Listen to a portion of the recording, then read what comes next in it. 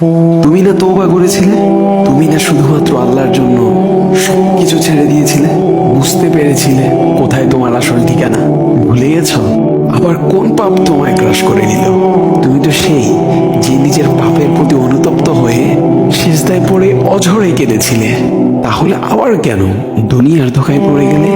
কেন ভুলে গেলে কোথায় তোমার আসল গন্তব্য? তুমি কি হার মেনে নিয়েছো নফসের কাছে?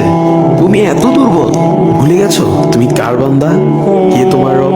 তোমার রব তো সর্বশক্তিমান। সর্বশক্তিমানের বান্দা আবার কখনো দুর্বল হয় নাকি? মৃত্যু পর্যন্ত লড়ে যাও তুমি।